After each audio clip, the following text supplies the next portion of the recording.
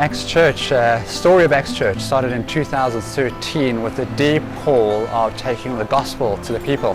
Didn't quite know what that meant other than recognizing that there were folk not in church who believed in God but yet needed a sense of community. And so we planted Acts Church first in a restaurant, a franchise restaurant, where we met every Sunday, and we transformed the place. We had folk coming together, cleaning tables together, running cables together, and so we really made that space sacred in that moment. That became church for us for a good 2 years until we outgrew that space, and then we moved to Ora Bella's in Boksburg. And so the challenge was to recognize the needs of the community, and so we did a survey, and the survey showed that most people in this area are looking for a place where they can be authentic, a place where they can just be themselves. And so fresh expressions of church, like Acts Church, became a place of welcome for them, became a place where they could be themselves, come as they are to worship God. One of the two entry points into Acts Church has been through funerals and weddings. Ora Bella is a wedding function venue, and so we partnered with the owner in a way of recognizing people who needed the use of a minister but yet weren't part of a church. And then funerals, we partnered with a church in the area, and we make use of their facility. And so I believe fresh expressions of church is a church for a changing culture and a changing world, for folk who are not in church, unchurched. But also in the same way, it's a place of partnering with existing churches, saying what can we do to build the kingdom of God.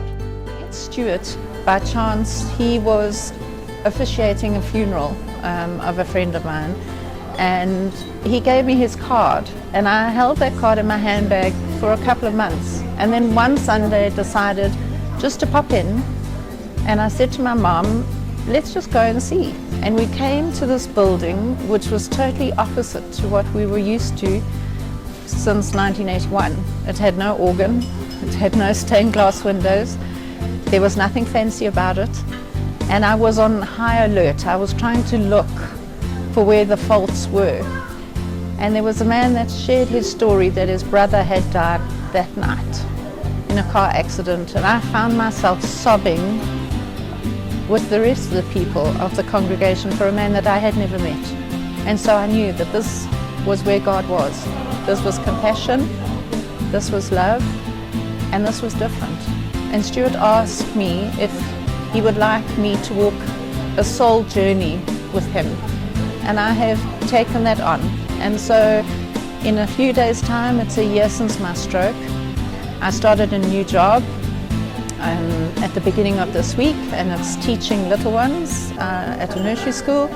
And so there too, there are injustices, and I know that God will guide me, God will show me, and I will continue to come here because we're so blessed. You can feel the love in this place. People are welcome. It's not based on gender or how rich you are, how poor you are. It's not a country club. And so for that, I feel so blessed. To God be the glory.